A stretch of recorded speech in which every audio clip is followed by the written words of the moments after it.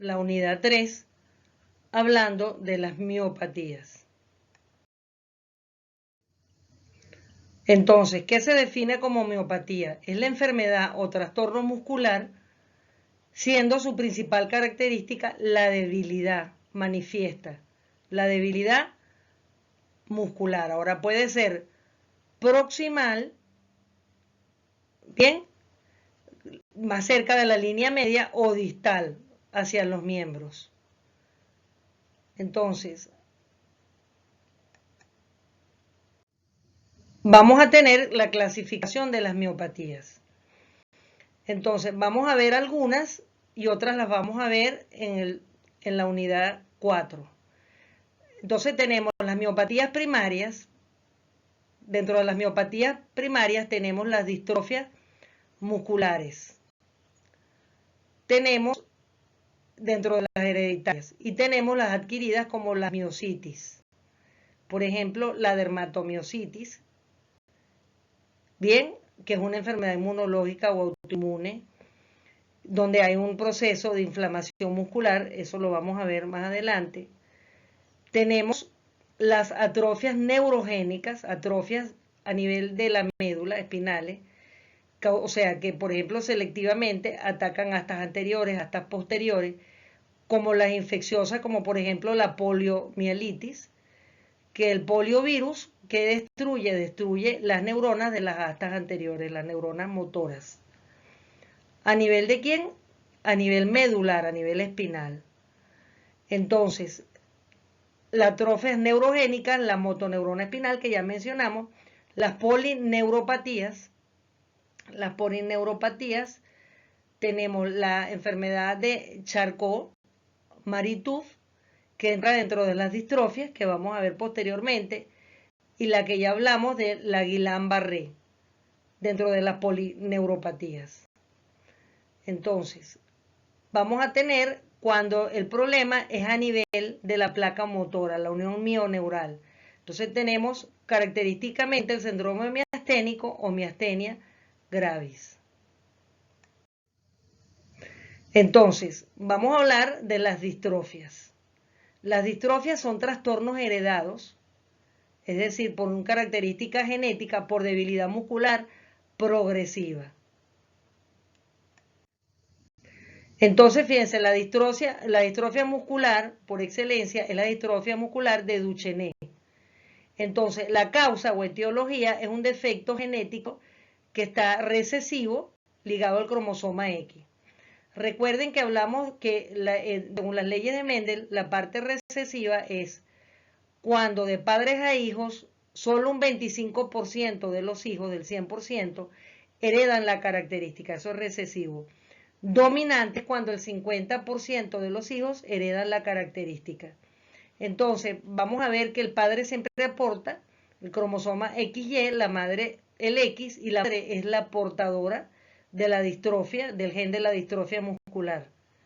Bien, entonces esta distrofia muscular significa que va a ser, desde el punto de vista molecular, a nivel de las proteínas que constituyen el músculo, son anormales, por lo cual no hay una contracción muscular adecuada y no cumple su función de lo que llaman la contracción muscular. Entonces, la madre es la portadora de la enfermedad y ella es la que la transmite al hijo y se va a manifestar en el varón. Bien, porque pero ella es la portadora. Entonces, vamos a ver las características clínicas del niño con el síndrome de Duchenne. Característicamente, el síndrome de Duchenne es detectado a edades muy tempranas. Normalmente, en niños ya menores de 5 años, ya podemos ver desde muy pequeño en su desarrollo psicomotor y su morfología, sus características. Entonces, fíjense, el niño sostiene los hombros y brazos hacia atrás, con un modo encorvado cuando camina, como estamos viendo acá. Pero es porque al niño le cuesta la bipedestación por la debilidad de los músculos paravertebrales. Tiene una cintura protruida hacia adelante buscando un equilibrio, como estamos viendo aquí. puede que las rodillas se doblen hacia los pies, pero es porque hay una discoordinación debido a la debilidad muscular entre los músculos agonistas y antagonistas y no puede lograr un tono muscular. Tiene músculos de la pantorrilla gruesos, pero en realidad son unos músculos de la pantorrilla, ¿verdad? O a nivel gemelar, que están edematizados porque están inflamados por el esfuerzo que está haciendo. Luego tenemos que eso, por supuesto, el tendón del tobillo hace que el niño camine en punta porque se atrofia. Como hay una atrofia de los tendones aquilianos, de todos los ligamentos que conforman lo que es el tobillo y el pie, la marcha la realiza en punta y también porque por la debilidad muscular. ¿Se acuerdan bueno, ustedes no han visto lo que es alteraciones 1, pero hay una marcha en punta que es típico del niño cuando comienza a caminar, porque no ha conseguido un tono muscular adecuado.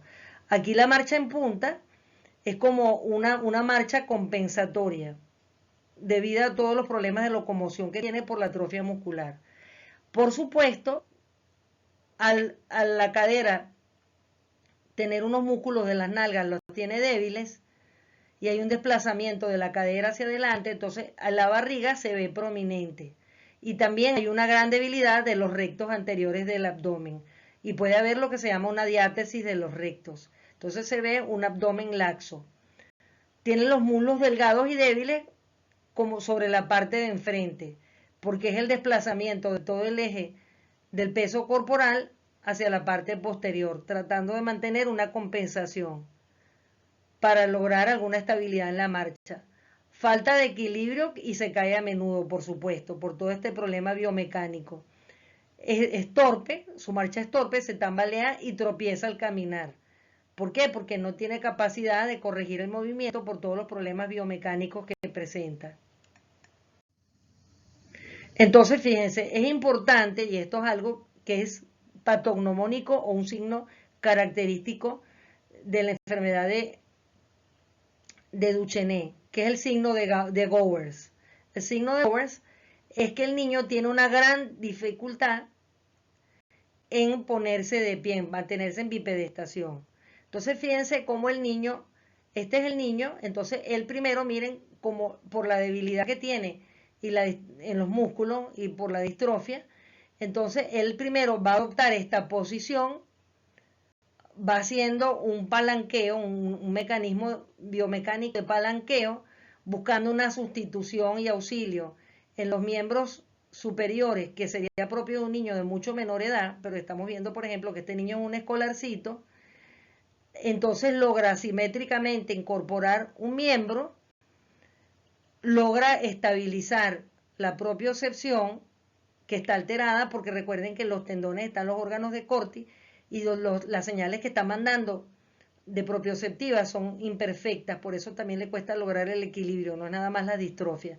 Cómo se incorpora, queda oscilando y luego logra la bipedestación, pero con la posición anatómica característica anómala, como estamos viendo aquí, con una hiperlordosis. Ese es el signo de Gowers. Entonces, fíjense, las características generales del niño con Duchenne. Recuerden que esto es una enfermedad muy severa. El promedio de vida de estos niños es aproximadamente 20 años, 15 a 20 años. El desarrollo psicomotor de estos niños, ¿cómo sería? Entonces, fíjense, va a tener a nivel del habla, atraso en el habla y problemas de conducta. ¿Por qué? Porque recuerden que en el trastorno del habla tiene que ver parte motora del aparato fonador de los músculos que conforman el habla, los músculos digástricos, los cartílagos tiroides, cricoides y aritenoides, las cuerdas vocales. Entonces hay una debilidad muscular. Y problemas de conducta porque eso también dificulta el aprendizaje del niño, o sea, de cómo va a ser su desempeño, porque por ejemplo él quiere seguir una indicación, pero físicamente no lo puede hacer. Debilidad muscular frecuente, caída frecuente, y esta es la mayor característica de estos niños, el principal síntoma, el síndrome de Duchenne. Necesidad de ayuda para levantarse del suelo apoya sobre sus piernas para levantarse en la maniobra de Gowers, que ya yo les mencioné, marcha de pato con punta de pie y postura lordótica lumbar, que ya vimos en la gráfica anterior. Pantorrilla con desarrollo exagerado, ¿verdad? Porque hay una pseudohipertrofia. Se dice pseudohipertrofia porque en realidad lo que hay es un proceso inflamatorio crónico por la posición anómala, entonces se inflaman las fibras musculares. Y por eso se ve abultado las pantorrillas. Dificultad para saltar, correr o subir escalera, obviamente por la biomecánica de los miembros inferiores. Dificultad en el lenguaje, por lo que acabo de mencionarles. Reducción en la función del corazón, porque también hay una distrofia en lo que es el músculo cardíaco. El corazón es un músculo y él va a estar alterado. También va a haber una debilidad en el diafragma y a veces es necesario el uso de ventilador. Recuerden que el diafragma es el músculo más importante de la respiración, que está inervado por el plexo torácico, y normalmente la muerte de estos niños viene por un paro respiratorio. Y en un momento dado estos niños, en casos más severos, pueden necesitar de una ventilación mecánica. Un retardo psicomotor, obvio, por todas las características anatómicas que hablamos, pérdida de masa muscular e inflamación, que eso es característico de la distrofia, y huesos débiles y frágiles. De huesos débiles y frágiles porque nunca logra en su vida un movimiento normal, un movimiento fisiológico de este esqueleto. Entonces fíjense cómo es el desarrollo morfológico de estos niños a lo largo del tiempo. Mire, este es el niño, el mismo niño con Duchenne. Quiero que se fijen, por ejemplo, en los miembros inferiores. Ya ustedes ven cómo va compensando. Vamos a ver, miren la columna. Vemos cómo la columna se desplaza, como aquí ya hay prácticamente una diátesis de los rectos anteriores del abdomen. Aquí ya hay una deformidad. Literalmente hay una deformidad. Y fíjense también la poca masa muscular que estamos observando en estos niños. Entonces, fíjense, está la distrofia muscular de Duchenne que se detecta a muy temprana edad, normalmente en niños menores de 5 años, y que muestran una debilidad muscular marcada. Hay otro tipo de distrofia muscular que también es genética, que es la distrofia muscular de Becker. Esta es una distrofia recesiva, que ya les hablé de lo que era recesivo, ligada al cromosoma X, o sea que la madre es la portadora. Parecida a la variedad de Duchenne, pero menos grave. Con un comienzo más tardío, la supervivencia se prolonga hasta la mitad de la edad adulta. Se caracteriza por una debilidad proximal de las extremidades superiores y pseudohipertrofia. Es decir, cuando en el niño de distrofia muscular de Duchenne se presenta en menores de 5 años, la de Becker la podemos ver, por ejemplo, a partir de los 12, 15, incluso a partir de los 20 años. Cuando comienza a manifestarse, desarrolla todo el cuadro clínico. Entonces, fíjense, se caracteriza también por una debilidad. Pero recuerden que estábamos viendo que es una debilidad proximal, o sea, muy similar a la Duchenne. Y afecta a las extremidades superiores y pseudohipertrofia. En cambio, fíjense cuál es la diferencia, por ejemplo, con la de Duchenne, la de Becker, que aquí la debilidad es proximal, es decir, más hacia la línea media, o sea, más hacia cuello, tronco, cintura. En cambio, en la Duchenne es distal, más hacia los miembros inferiores y superiores. Una Duchenne, por ejemplo, se manifiesta clínicamente muy parecida a un Guillain-Barré, con la diferencia que el Guillain-Barré es un cuadro agudo y se presenta mayormente en adultos, no en las etapas iniciales de la vida. Entonces aquí en Becker vemos que hay una debilidad proximal. Entonces fíjense, quiero que recuerden la imagen anterior que vimos, la morfología del niño con Duchenne. Aquí esta niña, por ejemplo, tiene una posición bastante, digamos, fisiológica. Aquí ya vemos cómo va modificándose, sobre todo, fíjense, a nivel dorso lumbar, a nivel de pelvis, y ya vemos que hay un desplazamiento del eje. ¿Ok? Entonces, fíjense, la distrofia muscular de Becker, sus características, como les dije, edad de inicio entre 5 y 15 años, puede ser incluso a partir de los 20 años. En cambio, la Duchenne era menor de 5 años. Es muy raro el compromiso cardíaco o cognitivo, es decir, que haya un problema del aprendizaje, como si lo hay en el niño con Duchenne, o un trastorno cardíaco, como lo hay en el niño Duchenne, en el de Becker no. O sea, no afecta al músculo cardíaco. ¿Tiene síntomas gastrointestinales? No los tiene, porque el Duchenne afecta también al músculo liso. Recuerden que el músculo liso es el que conforma el esófago, los intestinos delgados, el intestino grueso, el estómago. Entonces, aquí en el Duchenne puede tener síntomas gastrointestinales, síndrome de reflujo gastroesofágico, puede tener colitis frecuente, en cambio aquí están ausentes los síntomas gastrointestinales. Puede haber contractura y escoliosis poco probable de aparecer. ¿Se acuerdan del signo de Gowers? Entonces aquí no lo vamos a ver. Entonces fíjense, características clínicas. Va a tener problemas para caminar ya, pero ya a partir de los 20 años, no como estábamos viendo en el niño de Duchenne, que era niño pequeñito. Problemas para correr por la debilidad muscular, subir escaleras por la misma debilidad muscular y ya entonces afecta la coordinación. Levantarse del suelo, incorporarse del suelo. Lo que hace es que tengan caídas frecuentes y fatiga. Un síndrome, una miopatía de Becker en adolescentes sí se puede confundir bastante con un Guillain-Barré, porque un Guillain-Barré puede aparecer a esta edad. La diferencia es que el de Becker va a aparecer más gradualmente, más lentamente, en cambio el Guillain-Barré se desarrolla rápidamente.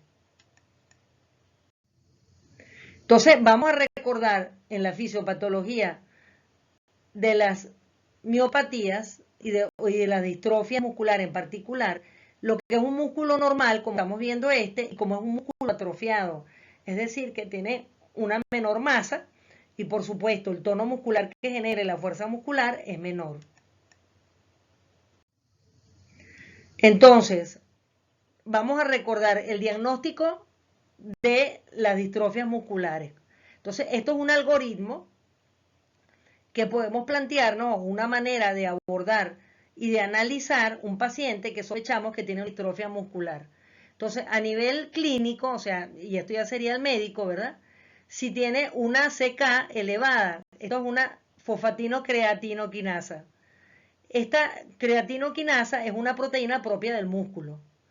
Si la tiene elevada, significa que hay destrucción de fibra muscular, que eso se puede ver en la distrofia. Entonces, eso pudiera ser una distrofia muscular, por ejemplo, de Duchenne. Bien. Ahora, esto se vuelve a producir, es decir, persiste en el tiempo esta característica de esta liberación de esta enzima. Entonces, lo que se busca es una confirmación diagnóstica de una distrofia. Si no está elevado esa enzima, la CK, la fosfatino-creatinoquinasa, entonces no se piensa en una distrofia muscular. Este es un examen que se hace a nivel de sangre, ¿ok? Un examen de sangre. Entonces, si no se encuentra elevado, es menos probable que sea una distrofia muscular. Porque recuerden que se libera esta fosfatino-creatinoquinasa cuando hay destrucción de fibra muscular, como ocurre en la distrofia. Entonces, ¿qué es lo que podemos hacer en ese caso? Si no consideramos ese diagnóstico, entonces le hacemos al niño una biopsia muscular. Esta biopsia muscular nos va a evidenciar si está presencia de la distrofina o no. ¿Qué es la distrofina? La distrofina es una proteína que le da estructura a la fibra muscular. Y es característica de las distrofias musculares la escasez o ausencia de distrofina. Por eso se le llama distrofia. Y no de otra manera. No se llama atrofia, sino distrofia, porque tiene ausencia de distrofina. Entonces, hay ausencia de distrofina, o sea, cuando se hace la biopsia no se consigue la distrofina. Entonces se confirma el diagnóstico de una distrofia muscular. ¿Por qué no distrofina? Porque esta proteína no es sintetizada por el defecto genético que tiene este niño o esta persona.